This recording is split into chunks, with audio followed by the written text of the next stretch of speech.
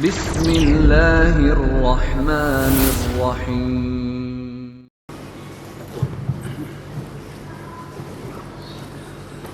Assalamualaikum warahmatullahi wabarakatuh. Innal hamdalillah nahmaduhu wa nasta'inuhu wa nastaghfiruh wa nastahdihi wa natubu ilayhi. Na'udzu billahi min shururi anfusina wa min sayyiati a'malina. May yahdihillahu fala mudilla lahu wa man yudlil fala hadiya lahu. Wa asyhadu an la ilaha illallah wahdahu la syarika lahu wa asyhadu anna Muhammadan 'abduhu wa rasuluhu la nabiyya ba'dahu. Ya ayyuhalladzina amanu taqullaha haqqa tuqatih wa la tamutunna illa wa antum muslimun. Ya ayyuhan nasu taqu rabbakum alladzi khalaqakum min nafsin wahidah wa khalaqa minha zawjaha wa batha minhuma rijalan katsiran wa nisaa'a wattaqullaha alladzi tasaaluna bihi wal arham innallaha kana 'alaikum raqiba.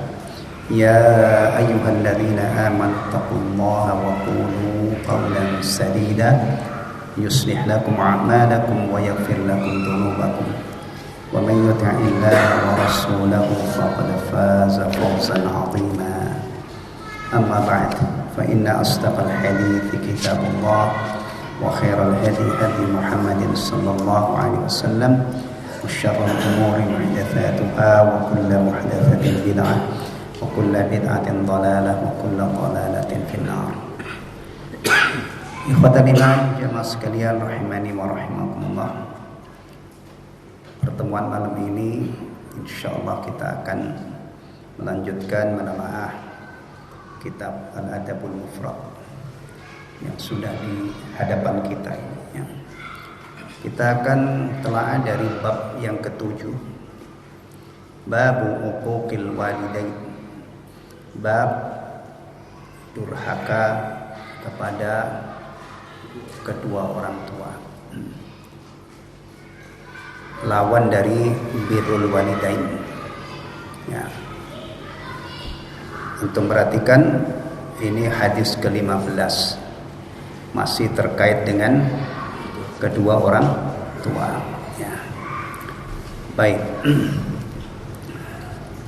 An Abdurrahman ibni Abi Bakrah, dari Abdurrahman ibnu Abi Bakrah, an abihi, dari bapaknya, radhiyallahu anhu, semoga Allah meridainya. Qala, beliau berkata, qala Rasulullah sallallahu alaihi wasallam, Rasulullah sallallahu alaihi wasallam bersabda, ala unabbi'ukum bi akbaril kabair, maukah kalian aku beritahu tentang dosa yang paling besar?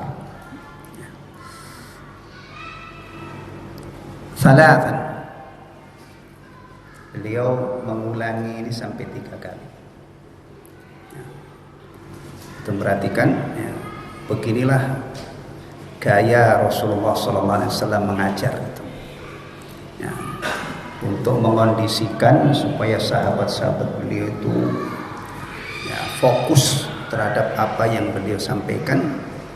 Kadang-kadang dikasih pengantar seperti ini sampai 3 kali ya.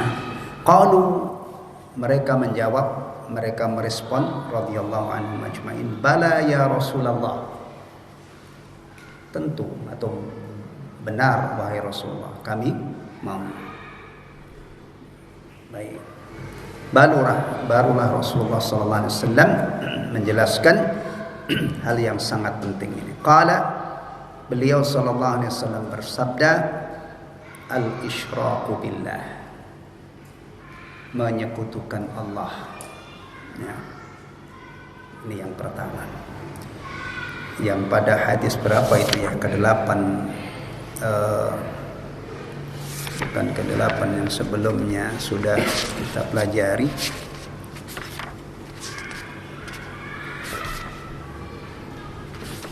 atau belum? Wasiat Abu Darda radhiyallahu an, wasiat Rasulullah sallallahu alaihi wasallam terhadap Abu Darda. Itu juga yang pertama, janganlah engkau menyekutukan Allah. Ya, dengan sesuatu pun, meskipun kamu diancam akan dipotong-potong badannya atau akan dibakar. Nah, ini Rasulullah sallallahu alaihi wasallam menjelaskan yang pertama adalah al-isyraku billah, menyekutukan Allah. Wa uququl walidaini, dan durhaka kepada kedua orang tua. Wa jalasa, lalu beliau duduk.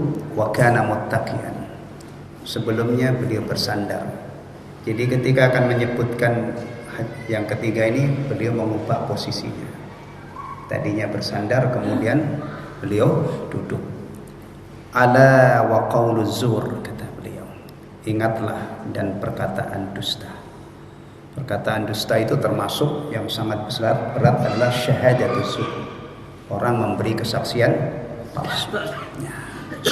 Wa ma zala yukarriruha, beliau terus mengulang-ulangnya. Hatta qultu, sehingga aku berkata, ini perawi mengatakan, laitahu sakat, duhai sekiranya beliau itu diam, karena diulang-ulang terus, saking pentingnya pelajaran ini. Tayyib. Fiqhul hadis.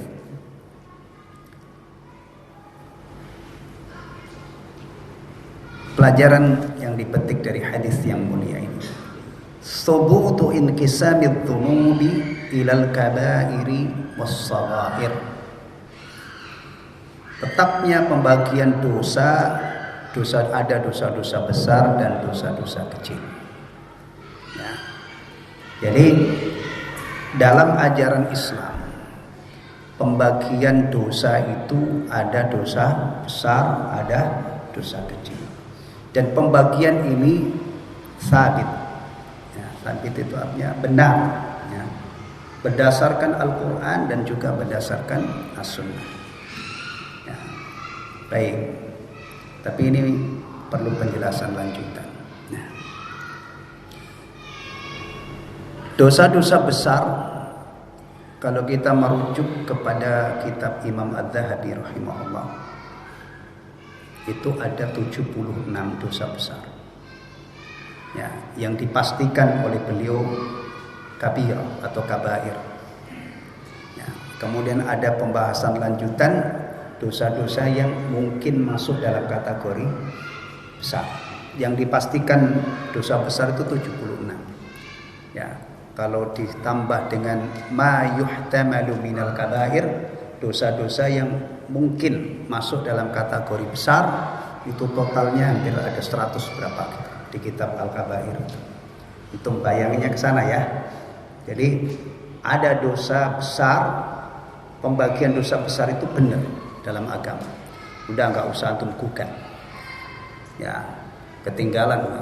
Kalau antum sekarang baru mempermasalahkan, emang benar ada dosa besar, dosa kecil. Benar, itu pembagian itu berdasarkan Al-Quran, berdasarkan hadis. Tinggal berikutnya ada berapa. Nah, nanti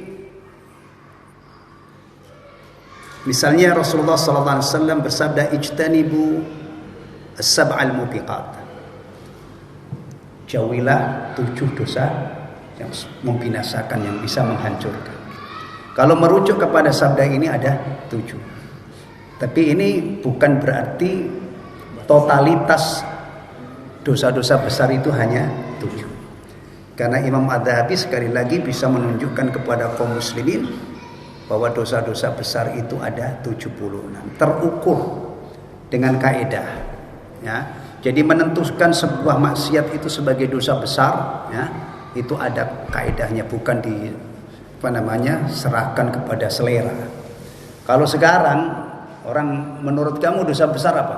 Nggak ada. Dan nggak ada yang besar. Karena terlalu banyak orang melakukannya. Tapi kalau diukur dengan dawabit, dengan kaidah-kaidah, tidak akan luntur dari masa ke masa. Meskipun hari ini sudah ada yang mengatakan halal, nggak apa-apa. Meskipun orang sudah begitu banyak yang melakukan, tetap tidak luntur. Ya, Allah tidak kerepotan, ya, menghisap satu persatu dan memberi balasan kepada orang-orang yang melakukan perbuatan dosa. Beda ya, aturan manusia itu kalau sudah tidak bisa lagi dibendung biasanya diapain? Dicabut ya, cabut atau direvisi gitu ya. Nah, baik, itu juga yang dicantumkan oleh beliau nih. Yang pertama adalah asyirku billah, menyekutukan Allah. Ya. Baik. Kita lanjutkan, ini ada masalah penting. Bagaimana kalau seorang muslim melakukan dosa besar? Ya, bagaimana kalau seorang muslim melakukan dosa besar? Dalam masalah ini sudah bias, sudah pecah belah. Ahlus sunnah, khawarij, mu'tazilah, murji'ah, beda-beda. Menurut ahlus sunnah, dan kita ini belajar ingin menjadi ahlus sunnah ya, bukan ingin menjadi khawarij ya. Muslim atau orang beriman melakukan dosa besar tidak murtad, tidak serta-merta dengan dosa besar yang dia lakukan itu dia menjadi murtad keluar dari Islam. La. Tapi statusnya mukmin naqisul iman. Mukmin berkurang imannya. Ya berkurangnya itu bisa banyak. Kalau dia rutin terus melakukan dosa besar atau macam-macam dosa besar dia lakukan, tapi tidak murtad. Ini pegang ini ya. Hukum di akhiratnya tahta masyiatillah, tergantung kehendak Allah ya, kecuali syirik ya. Kalau Allah berkehendak mengampuni, diampuni. Kalau tidak, diazab sesuai dengan dosanya yang pada akhirnya dia masuk surga. Dari sini nanti ada masalah orang yang masuk surga terakhir kali atau orang yang masuk surga paling akhir. Ini pegang teguh nih. Ya. Yang kedua khawarij. Khawarij itu ekstrim banget, radikal banget. Muslim melakukan dosa besar, hukum di dunianya murtad, hukum di akhiratnya kekal di neraka. Berarti khawarij tidak mungkin ada keyakinan ada orang yang terakhir masuk surga. Tidak ada orang masuk neraka kemudian dientaskan. Tuh. Mu'tazilah mirip khawarij, tapi agak enggak pas, enggak sama persis. Menurut Mu'tazilah kalau ada orang muslim atau mukmin melakukan dosa besar maka statusnya fi manzilatin bainal manzilatain. Muslim yang enggak, kafir yang enggak. Tapi di akhirat dia ketemu sama dengan khawarij, hukum di akhiratnya kekal di neraka.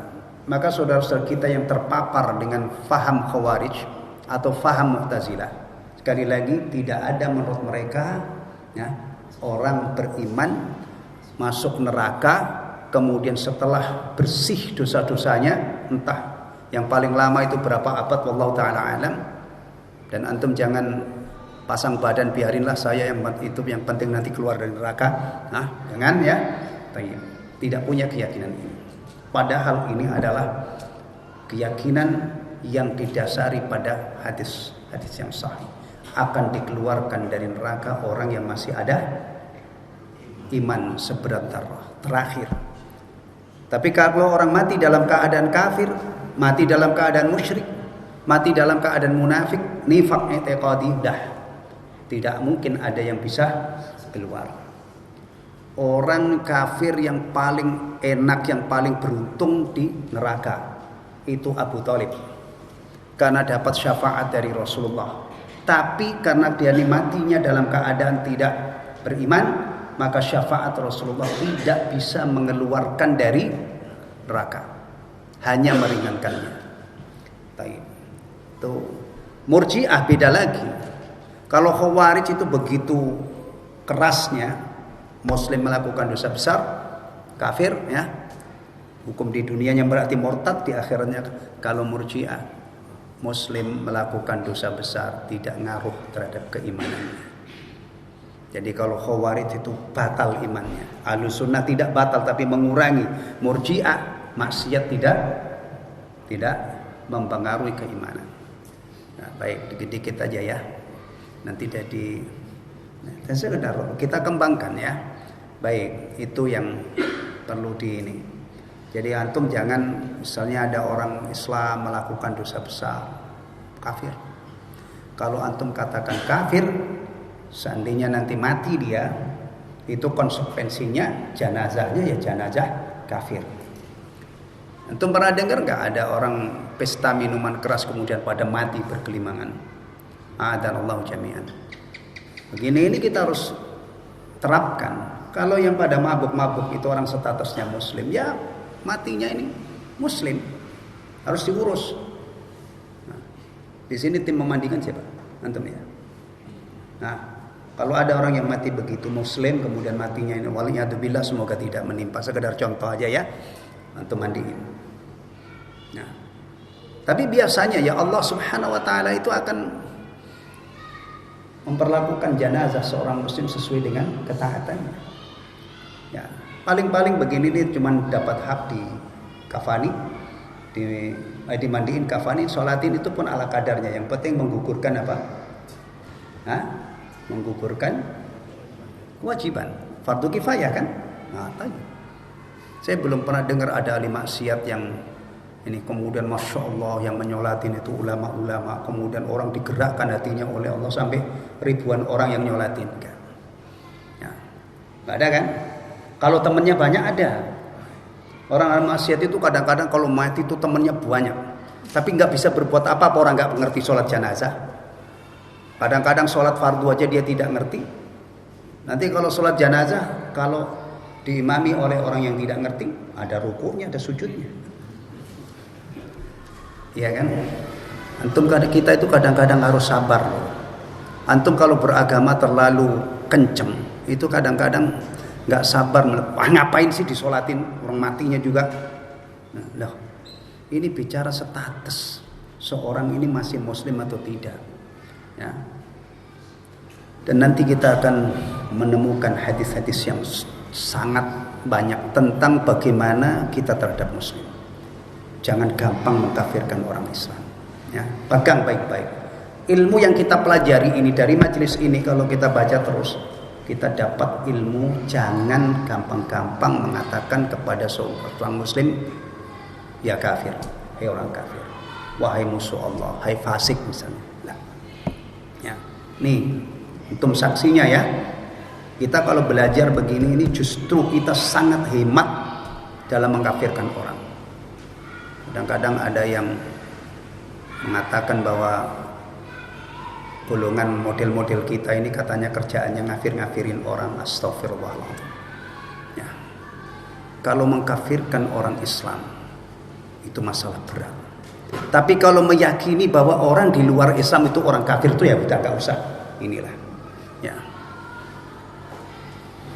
Pengkafiran ini memang harus hati-hati. Yang dinyatakan kafir oleh Allah ya kita kafirkan. Ya. Kalau masalah sesama muslim jangan gampang-gampang kafirkan. Itu tadi prinsip kita ya.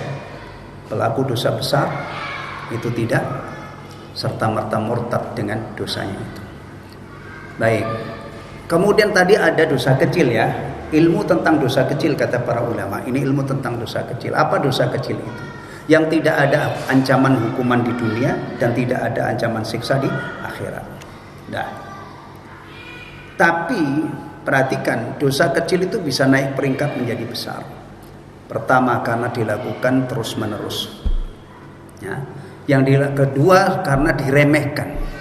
Jadi kalau ada orang punya ilmu tadi tentang pembagian dosa, ada dosa besar, ada dosa kecil. Lalu dia meremehkan dosa kecil. Timbang dosa kecil aja nanti saya wudhu juga selesai. Oh, nih ya. Kalau dosa kecil itu diremehkan, maka menggelembung bisa naik peringkat menjadi dosa besar. Nah, taib yang ketiga yang dilakukan oleh public figure, orang-orang yang diteladani. Karena itu nanti akan diikuti banyak orang, dijadikan dalil. Maka orang-orang yang sudah ditakdirkan oleh Allah menjadi tokoh misalnya itu, mestinya dia ekstra hati-hati. Karena apa yang dilakukan itu bisa menjadi panutan diikuti oleh orang lain. Ketiga, di dunia nasihat dan dakwah tidak mungkin ada dibenarkan orang mengajari kaum muslimin untuk menikmati dosa kecil. Ini ke dalam dunia nasihat ya, untuk menjauhkan orang dari dosa. Tidak mungkin dosa besar jauhi ya, mati-matian. Tapi kalau dosa kecil nikmati sepuasnya. Ada? Enggak. Kalau masalah kita menjauhi dosa, itu kepada siapa kita bermaksiat? Kita bermaksiatnya adalah kepada Allah Subhanahu wa taala yang seharusnya tidak berhak untuk dimaksiati oleh hamba-hambanya. Baik, berikutnya at-tarhibus syadid min uquqil walidain wa qauliz zur. Apa itu Pak terjemahnya? At-tarhibus syadid terjemah apa? Kesimpulan yang kedua. Yang kedua, ancaman yang keras. Ancaman keras. Thayyib. Ancaman keras atas perbuatan durhaka pada kedua orang tua dan perkataan palsu. Perkataan dusta, perkataan palsu. At-tarhibus syadid. Antum perhatikan ya, ada dua kata. At-targhib. Yang satu lagi ini at-tarhib. Ini di dunia dakwah wa ta'lim ini materi, termasuk materi penting. Kalau at-targhib itu hal-hal yang kita dianjurkan untuk melaksanakannya. At-tarhib itu yang hal-hal yang dilarang oleh agama yang kita diancam ya, atau ditakut-takuti supaya tidak melakukannya. At-targhib wa tarhib. Ini penting dalam dunia nasihat. Kadang-kadang nasihat itu dipetikkan hadis-hadis yang berisi kebaikan-kebaikan, kita dimotivasi, kita didorong, dan begitu banyak hal-hal yang dianjurkan, yang diperintahkan. Yang tarhib ini berkenaan dengan hal yang dilarang. Maka di sini tadi ada kesimpulan larangan keras durhaka kepada orang tua dan perkataan palsu atau dusta. Ya. Inilah pentingnya ilmu ya, karena orang berdusta itu kadang-kadang enteng banget. Bahkan kadang-kadang diupah itu, upahnya nggak seberapa dia mau. Oke, nanti ini saya punya kasus ya, kamu bela saya kasih NMAX misalnya, NMAX ya, berapa NMAX barunya? Nah, masya Allah, kadang-kadang seorang muslim itu di bond, istilahnya orang lain ya, paham nggak di bond itu? Ya diminta ini untuk memberi kesaksian palsu, padahal kalau dalam agama ini ya, kesaksian palsu itu termasuk perkataan dusta, termasuk dosa besar. Yang kadang-kadang dampaknya orang yang tidak bersalah bisa mendekam di penjara, iya kan? Atau orang yang punya hak nilainya mungkin miliaran, ya, bisa hilang haknya. Kalau sengketa masalah tanah misalnya, ya kan? Kemudian orang merekayasa, sertifikatnya ada, kemudian tinggal nyari apa? Nah, inilah hebatnya ajaran Islam. Islam itu kalau tegak maslahat. Tapi kan masalahnya ini kadang-kadang orang berani memberi kesaksian palsu. Bahkan bisa juga berani sumpah palsu demi Allah loh. Kadang-kadang itu menenteng-nenteng Allah Subhanahu wa taala untuk memperkuat kebohongannya. Perhatikan, diri kita itu tidak cukup hanya dikasih makan yang bergizi. Orang yang makan bergizi, nggak punya iman, nggak punya akhlak, banyak berbuat zalim, bisa saja nanti menjadi penghuni neraka. Badan kita itu perlu kita isi ilmu yang seperti ini, yang membuat kita menauhidkan Allah, berbakti kepada kedua orang tua, ya, tidak berani durhaka kepada orang tua, tidak berani ngomong apa tadi, palsu atau dusta. Huququl walidaini min kabairid dzunub. Durhaka kepada orang tua termasuk dosa besar. Ta'kidu tahrimiz zur wa idami qubahihi. Penekanan tentang haramnya perkataan palsu atau dusta dan keburukannya yang amat sangat. Ya. Jadi perhatikan, kalau kita sebagai seorang muslim, ya, berani melakukan al-qauluz zur, salah satu bentuk qauluz zur itu adalah memberi kesaksian palsu. Ini kita telah melakukan sesuatu yang sangat mungkar, dosa besar. Belum lagi kadang-kadang kalau ini dampaknya tadi sudah saya gambarkan, bisa saja ada orang yang bari, orang yang tidak bersalah akhirnya mendekam di penjara. Nah, kalau sudah mendekam, ini pemimpin keluarga misalnya mendekam di penjara, dampak berikutnya apa? Keluarganya gimana? Siapa yang nanggung? Akan berdampak pada, maka disekat dalam agama kita ini supaya tidak ada ini. Orang Islam itu kalau benar-benar paham Islam dan dia mengamalkan itu gak bakal ngerugiin orang lain. Ya, ini tolong diperiksa, ya, perhatikan. Bahkan ini nanti kalau kita kaji terus ini kan baru masalah orang tua ya, itu sampai hamba sahaya. Ini yang harus kita buktikan kepada dunia, bahwa Islam itu mengajari kita ihsan kepada sesama. Mulai yang pertama ini aja belum habis ya, orang tua, sampai nanti yang terakhir itu adalah kepada hamba sahaya. Mungkin lebih dulu pemilu daripada kita habis sampai di situ. Ya, iya. 2 hadis 200-an. Nah, kadang-kadang satu pertemuan dapat 1 hadis gitu ya. Kalau saya bacain udah dapat 5 kali ya. Cuman dibacain gitu aja. Yang kelima, mahabbatus sahabati li Rasulillah sallallahu alaihi wasallam. Kecintaan para sahabat terhadap Rasulullah sallallahu alaihi wasallam. Wa ghayatul adabi ma'ahu, dan etika atau adab yang sangat tinggi terhadap beliau. Sahabat itu sangat mencintai Rasulullah dan juga sangat beradab terhadap Rasulullah. Buktinya tadi rawi mengatakan ketika Rasulullah sallallahu alaihi wasallam mengulang-ulang itu sampai mengatakan laitahu sakat. Dia kasihan kepada Rasulullah mengulang-ulang itu. Maka penjelasannya laitahu sakat qalahu sahabat syafaqatan ala Rasulillah sallallahu alaihi wasallam. Itu diucapkan karena rasa kasih sayangnya kepada Rasulullah sallallahu alaihi wasallam, wa karahiyatu lima yuz'ijuhu wa yughdibu, dan ketidaksukaan para sahabat jangan sampai ada sesuatu yang mengganggu, apalagi sampai menimbulkan Rasulullah SAW marah. Nah, maka di sini disimpulkan kecintaan para sahabat kepada Rasulullah SAW dan adab mereka. Nah, ini ada yang bisa kita tiru. Kalau dulu sahabat itu kan dikehendaki oleh Allah bertemu dengan Rasul, ya kan? Hari ini kita tidak bisa langsung bertemu dengan Rasul. Rasul sudah di alam barzakh. Ya. Tapi kalau mimpi ketemu Rasulullah mungkin nggak? Orang mimpi ketemu Rasulullah mungkin nggak? Ya. Jadi kalau persoalan dalam mimpi ketemu Rasulullah itu mungkin. Tinggal orangnya ini jujur ada atau bohong. Itu persoalan lain. Ya. Tapi kalau ketemu Rasulullah dalam keadaan terjaga, Rasulullah hadir ngopi dengan antum, minum apa itu? Air apa itu? Aqua ya? Oh bukan, Prima misalnya. Semalam Rasulullah datang menemui saya, ngopi dengan saya, makan Indomie juga misalnya. Astagfirullah. Wah, pembual gitu ya. Tapi kalau mimpi ketemu Rasul, dan itu biasanya ya kalau orang yang soleh mungkin kita percaya, tapi kalau orang biasa kita curiga. Jangan-jangan dia hanya ngaku-ngaku. Tapi persoalan mimpi bertemu Rasulullah itu mungkin. Nah, kita ketika meneladani sahabat, ya kita bawa ke dunia kita hari ini. Kalau sahabat dulu kan bisa berbicara langsung ya, bagaimana beradabnya Abu Bakar, Umar radhiyallahu anhu. Nggak berani ngomong keras di hadapan Rasulullah. Nah, kita sekarang kalau ingin mencintai Rasulullah SAW, ya hati-hati ketika menyebut Rasulullah. Ya, sebutlah dulu Rasulullah Muhammad, kemudian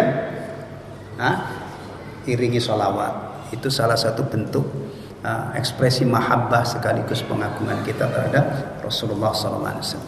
Agungkan sunnahnya, ya. Jangan sampai kita ini bersaksi la ilaha illallah Muhammadur Rasulullah tapi tidak ada adabnya ketika menyebut Rasulullah. Juga tidak ada pengagungannya terhadap apa yang diajarkan oleh beliau. Ya. Baik. Nah, itu ada 5 kesimpulan. Berikutnya hadis yang ke-16.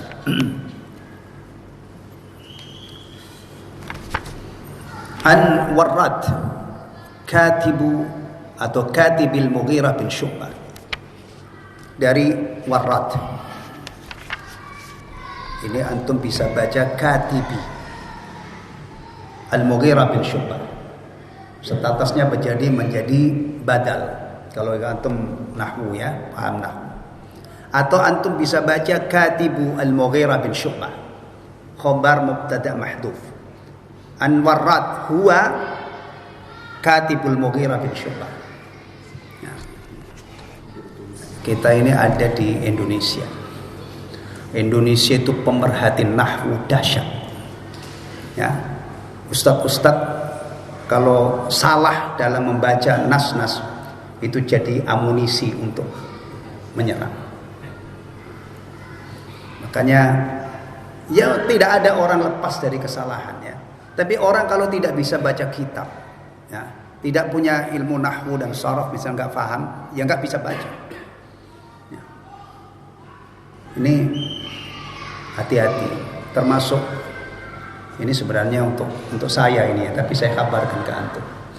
Ini kan ada rekamannya kan, kalau seandainya saya baca salah, kemudian diketahui oleh orang yang mungkin tidak kenal saya atau mungkin tidak sejalan dengan apa yang saya sampaikan, itu dikorek-korek gitu. Ya, bacanya aja nggak pecus kan. Apalagi Al-Quran. Kemarin tuh saya lihat di YouTube ada ustadz itu membaca, memang salahnya fatal. Wa ma kunna mu'adzibina, seharusnya mu'adzibin, dibaca wa ma kunna mu'adzabina hatta nab'atha rasul. Masyaallah. Itu kalau orang yang ngerti nahwu, mu'adzibin itu berarti Allah fa'ilnya. Kami tidak menyiksa, Allah kan yang menyiksa. Kaum-kaum itu sampai kami utus rasul. Makanya antum perhatikan, orang yang ditumpas oleh Allah itu yang sudah diutus rasul kepada mereka. Ya, Nuh, kaumnya ditumpas karena Nuh sudah diutus oleh Allah. Lut, maka kaumnya Nabi Lut ditumpas setelah didakwahi oleh Nabi Lut, kali-kali nggak bisa tobat, kaum dan seterusnya. Itu dibaca, ya. Ustadznya ini membacanya entah khilaf atau gimana. Bacanya wa ma kunna mu'adzabin. Kalau mu'adzabin itu berarti Allah yang disiksa. Allah disiksa. Wa ma kunna mu'adzabin, dan kami tidak tersiksa. Masa Allah. Nah, nih begini ini tolong perhatikan. Dan kalau antum misalnya baca-baca di YouTube itu ya, ada koreksi salah baca, salah dari sisi nahwu, antum nggak usah bela kalau memang salah. Ya, tapi kalau nyerang materi dakwah secara substansi, nah itu nanti dulu. Ya. Betulkah ustadz kita itu salah artinya, atau memang mereka yang salah paham, kan bisa saja. Ya. Tapi kalau masalah nahwu itu gampang dihakimi, benar apa enggak? Ya. Nanti antum pulang di sini mau belajar nahwu ya. Umurnya sudah 60 tahun belajar nahwu. Nah, kalau sudah 60 tahun sebaiknya tidak usah belajar nahwu. Antum belajar adhkar, dikir-dikir, doa gitu ya, baca Quran, itu bagus. Udah kalau urusan nahwu serahin aja orang yang sudah. Karena biasanya belajar bahasa Arab itu kalau awal-awal semangat, pas pertemuan kelima udah pada lulus. Ya, baik. Dari Warrad, Katibul Mughirah bin Syu'bah, juru tulis Al-Mughirah bin Syu'bah. Kalau sekarang itu apa? Sekretaris ya. Ya. Orang-orang penting itu punya sekretaris pribadi ya. Ya. Ya. Taib. Qala, beliau berkata, kataba Muawiyatu ilal Mughirah. Muawiyah radhiyallahu an menulis kepada Mughirah. Maksudnya ngirim surat. Apa isinya? Uktub ilayya bima sami'ta min Rasulillah sallallahu alaihi wasallam. Tulislah untukku hadis yang engkau dengar dari Rasulullah sallallahu alaihi wasallam. Ya. Kalau zaman sekarang enggak usah tulis ya. Mungkin suruh kasih rekaman kajian Rasulullah kemarin. Memang Rasulullah kan belum ada begini. Ya kan? Orang mengabadikan pelajaran dari Rasulullah kan ditulis kan? Nah, taib. Qala Warrad berkata, fa'amla alayya wa katabtu biyadi. Maka Syu'bah mendiktekan kepadaku. Amla yumli imla'an. Ini pelajaran yang hilang ya. Berapa juta kaum muslimin yang tidak bisa nulis bahasa Arab, tidak bisa nulis Arab. Kalau zaman saya kecil itu ada pelajaran imla, bahkan nanti dari imla itu berkembang sampai khat, pinter-pinter tulisannya bagus-bagus. Imla, ya. Orang bisa dikatakan menguasai bahasa Arab itu kalau dia bisa membaca, dia faham ketika orang berbicara bahasa Arab, dia bisa berbicara tadi sudah saya sebutkan, bisa nulis. Ya, iya, nulis. Karena waktu di Libya itu di Idat Lugawi itu ada, kalau imtihan itu ada imla. Di situ dilihat. Jadi maharatul lughah, orang menguasai bahasa Arab itu kalau pertama dia bisa ngomong bahasa Arab. Dia mentakbirkan, mengungkapkan isi hatinya dengan bahasa Arab. Yang kedua dia bisa baca nas-nas, teks berbahasa Arab dan bacanya benar karena ada ilmu yang mengawal. Yang ketiga dia bisa nulis. Ini ya, terus terang ya, ini kelemahan kaum muslimin, kemunduran yang amat sangat. Dan ini bukan tanpa sebab. Musuh-musuh Islam itu memang menyeting bagaimana umat Islam itu pisah dengan bahasa Arabnya. Nah, kalau sudah pisah dengan bahasa Arab, apalagi di suatu kaum tidak ada satupun orang yang bisa berbahasa Arab, membacakan kitab-kitab para ulama, menjelaskan ilmu yang ditulis oleh para ulama. Udah, gak usah repot-repot. Pasti yang ada hanya orang Islam. Islam gak ada. Nah, iya, gimana ada orang gak ada yang menjelaskan. Nah, nanti ujung-ujungnya tidak ada yang kenal Allah, tidak ada yang kenal Islam, tidak ada yang kenal Rasulullah. Dan orang itu kalau memiliki ilmu yang banyak tapi tidak mengenal Allah, bisa dikatakan nyaris orang ini gak ngerti apa-apa. Nah, ini dalam ajaran Islam ya, kita itu punya prinsip-prinsip yang ini. Kadang-kadang antum itu Masya Allah, ada orang, bukan antum ya, ada orang bisa bahasa Inggris itu dikagumi luar biasa.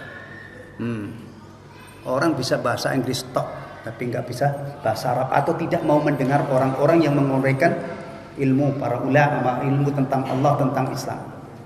Dari mana sumbernya? Sementara Al-Quran itu bahasa Arab, hadis-hadis Nabi bahasa Arab, ulama-ulama menulis juga. Ini orang India ini. Nah, kalau bahasa Indonesia itu bahasa pemersatu ya. Dari Sabang sampai Merauke, insya Allah pada paham ya. Antum modal bahasa Indonesia bisa ke Aceh, bisa ke Papua, bisa ngomong kan. Tapi kalau masalah agama itu bahasa kuncinya adalah bahasa. Ini orang India ini ya. Syekh Dr. Muhammad Luqman As-Salafi ini India. Coba kalau beliau nulis bahasa Arab, menulis penjelasan ini pakai bahasa India, nggak paham, ya kan? Wa katabtu biyadi, dan aku menulis dengan tanganku. Nulis itu satu tangan apa dua tangan? Diterjemah itu fa katabtu biyadai, itu saya menulis dengan dua tanganku gitu ya. Ya, betul.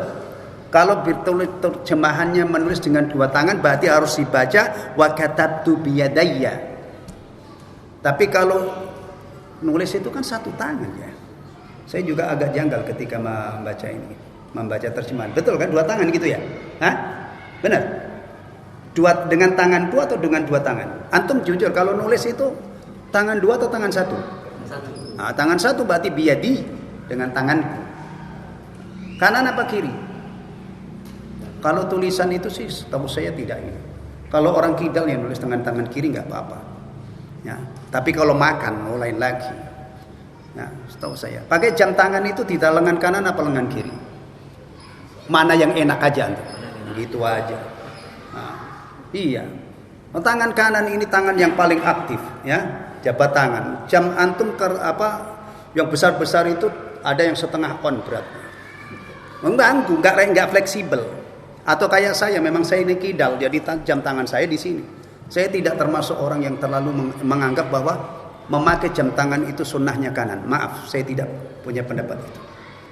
Nah, saya membaca penjelasan Syekh Ibnu Utsaimin itu begitu. Tapi ada sebagian orang yang memang menformat kanan itu sunnah katanya. Maaf, tapi saya tidak memiliki pendapat itu.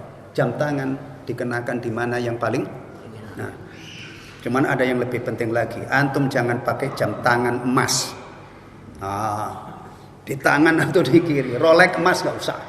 Nah, harganya juga mahal banget. Patek Philippe emas ya. Richard Mille, masya Allah. Richard Mille itu maaf ya, harganya lebih mahal daripada masjid ini. Puluhan miliar.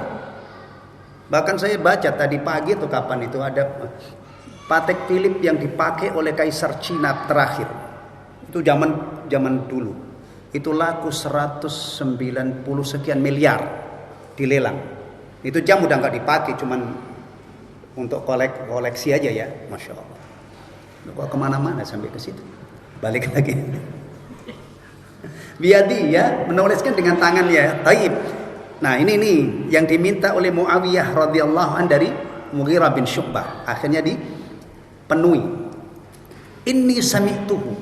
Saya mendengar Rasulullah sallallahu alaihi wasallam bersabda, yanha an kasrati su'al. Nih, melarang dari banyak bertanya.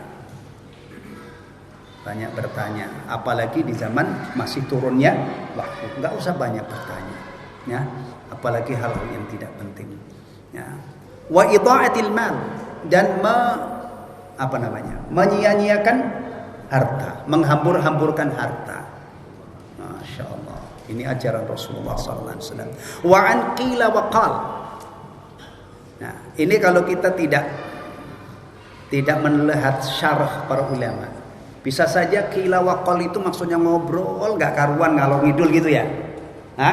Tapi maksudnya bukan itu. Qila wa qal itu menceritakan semua yang kita dengar. Nah, itu gak boleh. Itu dilarang oleh Rasulullah.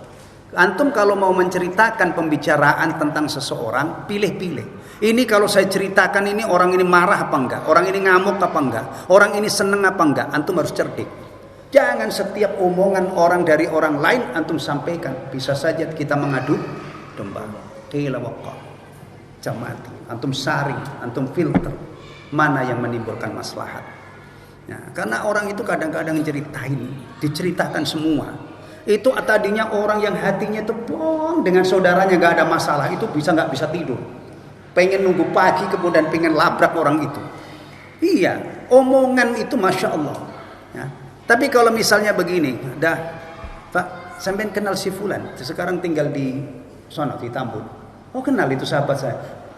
Orangnya kirim salam sama bapak misalnya. Masya Allah, yang tadinya itu saya mungkin nggak ingat sahabat itu, tapi kirim salam, ya, melalui orang yang seseorang itu, masya Allah. Begini ini nyampaikan salam, kira-kira orang yang ngamuk-ngamuk apa enggak? Enggak lah. Alaika wa anissalam. Kamu ketemu di mana ya? Gimana keadaannya, kan begitu kan? Kalau orang yang ramah. Kalau orang yang nggak ramah itu begini nih kadang-kadang juga waalaikumsalam. Dia gimana keadaannya kan bisa menjadi pembuka untuk nanya kamu ketemu di mana, gimana dia, kan gitu kan? Nah, hati-hati, jangan semua yang antum dengar antum sampaikan. Ini. Maka di sini qila wa qal itu dijelaskan ya, maknahu al-haditsu bi kulli ma yasma'uhu, menceritakan semua yang dia dengar. Fayaqulu qila kada wa qala fulan kada, si fulan ngomong tentang kamu begini, ngomong tentang begitu, disampaikan semua. Tolong dalam misal ini kita cerdas. Karena seharusnya seorang muslim itu kalau ngomong, baik itu omongan dia secara langsung ya, itu jangan sampai membuat orang retak hubungan. Kita itu kalau ngomong sama orang, apalagi sesama muslim, karena ada ikatan ukhuwah, itu pilih kata-kata yang bagus, sehingga ketika kita berbicara dengan dia, masya Allah, makin akrab, makin kokoh ukhuwah itu. Atau kita menceritakan orang lain, omongan orang lain kita ceritakan ke seseorang, jangan semua untuk ceritakan, apalagi dibumbui. Nah, wah ini biasanya itu cerita itu kalau sesuai dengan fakta itu kayaknya nggak seru, harus ditambah-tambahi gitu, ya. Yakin itu ya, kecenderungan untuk nambah itu. Misalnya ini ada orang baris sampai sana, saya ngomong A, itu nanti kedua sudah ada tambahnya dikit, ketiga ke sana sudah A B C D E F G J, padahal saya cuma ngomong, yakin lah itu, antum coba itu, 10 orang. Saya ngomong satu kata, nanti kedua ceritakan ke yang lain, itu kadang-kadang sudah ada tambahannya. Taib. Ini ada 3 ajaran luar biasa, ya, yang diceritakan oleh siapa tadi? Al-Mughirah bin Syu'bah atas permintaan Muawiyah ditulis. Rasulullah mengajarkan yanha an kasratis su'al, melarang dari banyak bertanya. Terus apalagi kalau pertanyaannya itu maksudnya ngeyel ya. Wa idha'atil mal, menyia-nyiakan harta, dan an qila wa qal. Ya, menceritakan semua yang didengar. Dah, ilmu ini bawa pulang. Insyaallah nanti kita ketemu lagi 2 pekan yang akan datang. Dapat 2 hadis. Itu pun belum lengkap dengan kandungannya. Tapi insyaallah dapat tambahan yang lain ya di luar ini.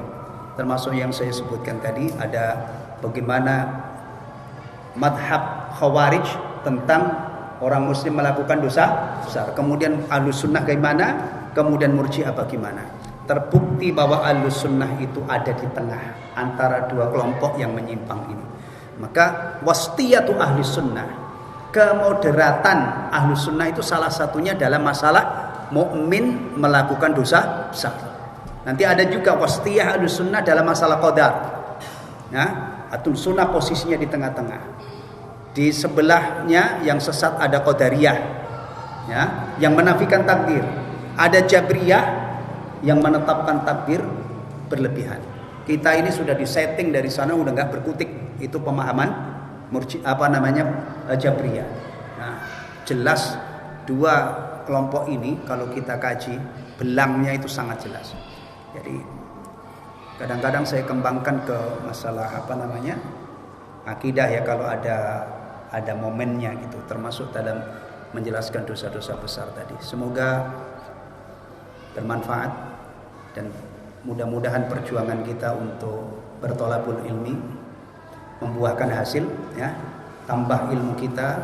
Kalau sudah tambah ilmu kita, semoga kadar nyunah kita ya, kadar ketaatan kita kepada Allah dan Rasulnya juga bertambah. Alhamdulillahilladzi bi ni'mati tatimmus shalihat. Subhanakallahumma wa bihamdika asyhadu an la ilaha illa anta astaghfiruka wa atubu ilaik. Wassalamualaikum warahmatullahi wabarakatuh.